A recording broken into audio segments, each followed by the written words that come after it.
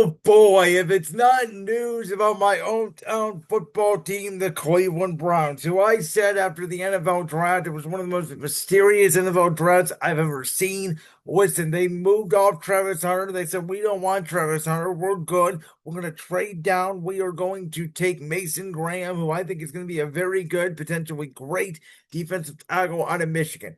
But then they go out, they draft two running backs, Quinyon Judkins out of Ohio State, Dylan Sampson out of Tennessee. I like Sampson more than Judkins. I liked Anderson as the better back over Judkins at Ohio State. I think Anderson's more the lightning guy. Judkins is more the bruiser. But now, obviously, without Nick Chubb, you still got Jerome Ford there. But I mean, those two backs, they are both rookies. They are going to be your head ball carriers for the 2025 Cleveland Browns. Then at the quarterback position, entering the draft, they had re-signed Joe Flacco, who was a hero among the Cleveland fan base because he got them to the postseason in 2023 after Deshaun Watson went down. And with the shoulder injury that season, obviously the Deshaun Watson, the 21 cases, everything that's gone about his baggage, the trading, the giving him the 230 million guaranteed, the moving off of a fan favorite in Baker Mayfield, the Browns brass has done a lot to alienate maybe the most passionate fans in all of sports, bar none, these past few seasons. But entering this season in the draft, not only do they have Flacco, they traded for Super Bowl champion. That's right, fly Eagles fly. Super Bowl champion Kenny Pickett to be Flacco's backup. But then in the draft, they go out and they draft a small, less than 6 foot tall Dylan Gabriel, the quarterback out of Oregon, in the third round, who many scouts, including me, thought was a reach. I thought he was a fifth round pick. Yet in the fifth round, they go get a guy who people thought at worst was a second round pick, reportedly, though, at baggage. Obviously, we know about the bad interview that he basically tanked with the New York Giants in Deion Sanders' son, Shedeur Sanders. And I've been saying since the draft, this Brown draft will go down as maybe one of the worst drafts of all time.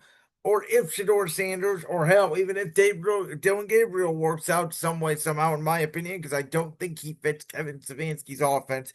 But if the quarterback works out, this will go down as one of the best Brown drafts of all time. Because here's the deal about the NFL, folks. It's the same about every sport, but the NFL, it's vastly true. There's a lot of guys. There's obviously 53 guys in an NBA roster as opposed to 26 on the baseball roster or 15 on an NBA roster. And 53 guys, even though they're obviously mostly American, though some obviously have different from, other countries. But NFL guys, mostly, some are rich, some are poor. Some grow up in good neighborhoods, some grow up in bad neighborhoods. Some grow up with both parents, some grow up with one parent, some grow up with their grandma raising them. I mean, there's so many different experiences when it comes to football. It is the ultimate brotherhood, the physicality, the team unity of the game. And so my point is that I thought that basically, if you get the quarterback right in Cleveland, it can turn your franchise around like that. The Browns, had what, 11 wins 2 years ago. Last year, they only had three. Why? They had piss poor quarterback play. They did not have a backup plan behind Deshaun Watson. It turned out to be Dorian Thompson Robinson, and I'm trying to remember. I think it's Smith Huntley, the quarterback that used to be in Baltimore, bagging up Lamar. Like, that was their plan at the quarterback position. And so they go from that to now having four guys in the room. And again, Joe Flacco, he may be a veteran, but he's 40 years old and he just does not bring you juice. I'm sorry. Did not play the Colts with the Colts very well last year. Kenny Pickett, we know what he is. He's going to be a check down guy. He's going to get rid of the ball. He's your average backup quarterback. He can fill in for you for a couple of starts. He's not going to be very productive over a 17-game season. I think he has a grand total in 3 seasons of like 14 total touchdown passes from. Dylan Gabriel, I'm sorry, reminds me a lot of Tim Tebow. I think he's a college quarterback. Don't think he's an NFL quarterback. Actually, Kellen Moore, the now Saints head coach, former Eagles offensive coordinator, I could see coaching in the future of Dylan Gabriel more than being an NFL quarterback. Shedeur Sanders tore it up for Colorado last year. He obviously had Travis Hunter there with him, the Heisman Trophy winner, but he was doing a lot with a little because he had no offensive line.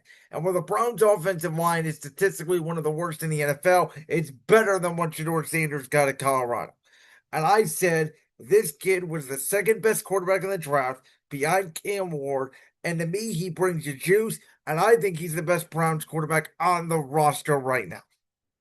Now, let's talk about this 101 mile per hour speeding ticket where he got pulled over in Strongsville, Ohio, of all places, which is approximately 20 minutes from where I am currently broadcasting Brandon's World today. Listen, I know Colin Cowherd, the host of FS1, obviously the herd was all in on Shedeur in training camp, was talking about how accurate he was. He was clearly the best quarterback out of all four of those. If you just look at camp stats, though, it's why I don't talk a ton of preseason and minicamp football because it's hard for me to see what a guy can do in t-shirt and shorts, preseason vanilla defenses.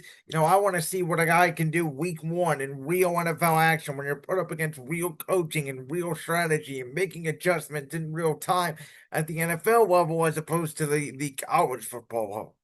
But nonetheless, Coward came out at the time of this recording today on FS1 and said he was out on Shedeur Sanders because a quarterback cannot be driving reckless.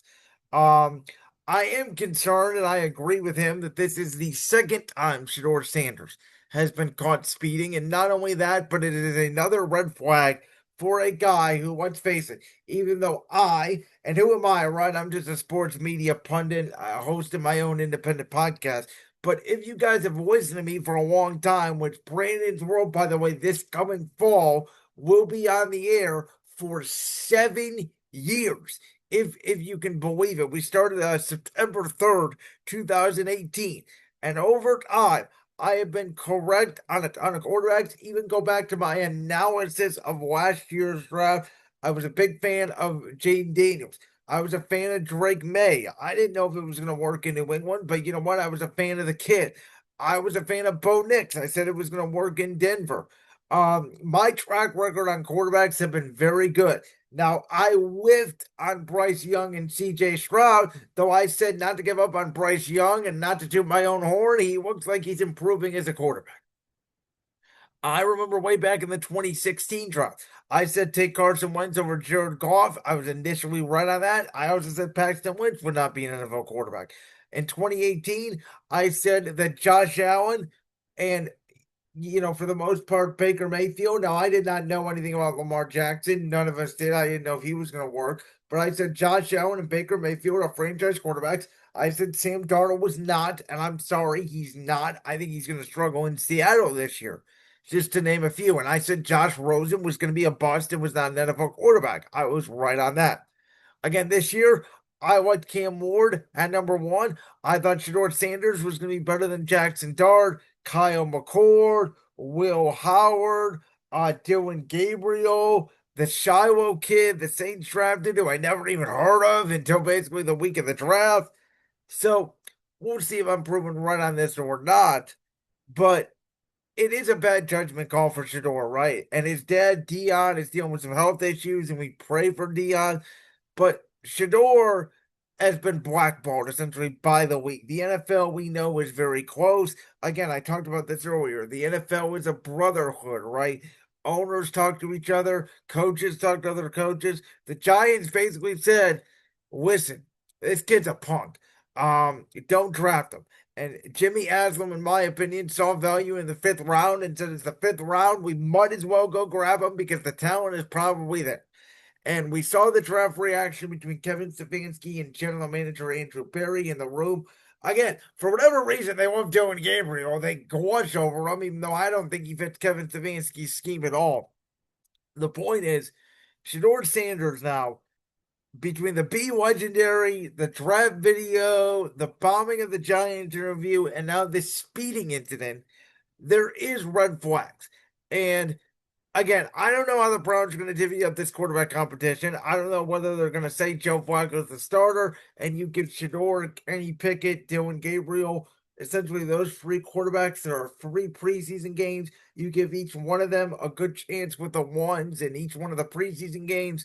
That's how you determine who the backup is going to be to Flacco. I don't know. I just know this.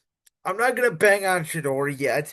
I'm not going to say cut him. Listen, he's 23, 24 years old. He's older, obviously, than what NBA kids coming to the league has, but young kids, they make mistakes. And he is lucky that this did not turn into a Henry Ruggs situation. But I mean, come on. We've all had near car accidents. We've all had mistakes that we thought were stupid. We all, maybe you made a judgment call that has not been great in hindsight. Even words that we have said that have hurt friends or family members or whatever, or even making a bad decision in a game that cost our team a game.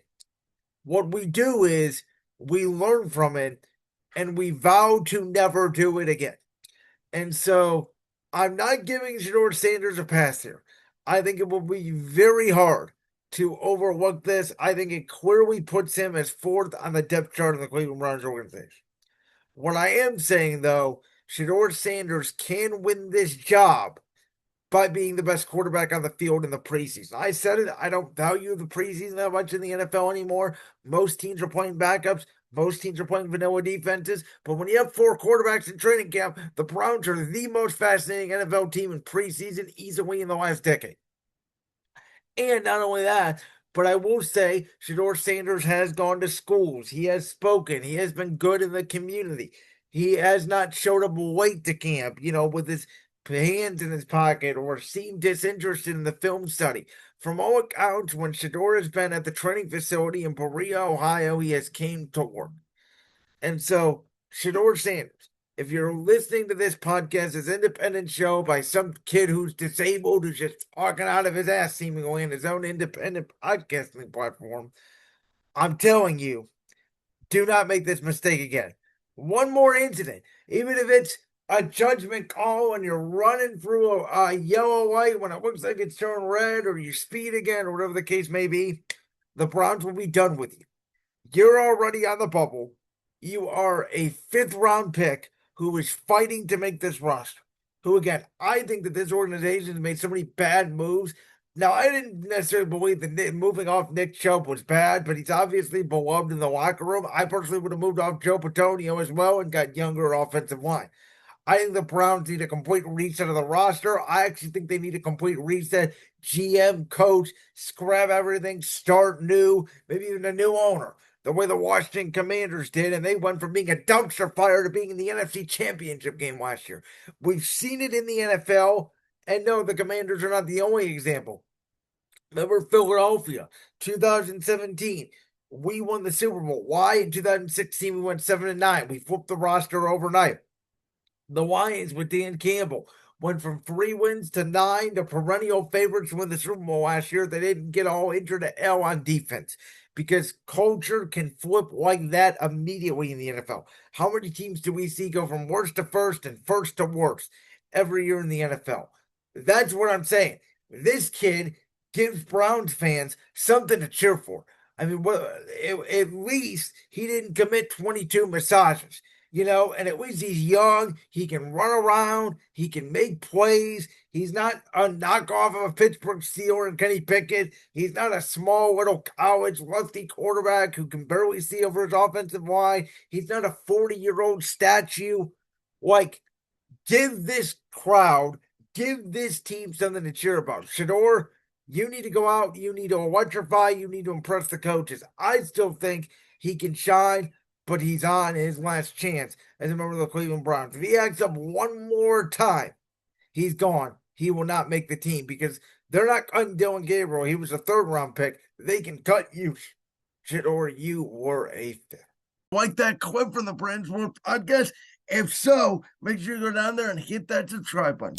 While you're down there hitting the subscribe button, make sure to also hit the notification bell so you never miss another upload. And make sure you check out all the other clips from the Brand's World podcast right here on YouTube.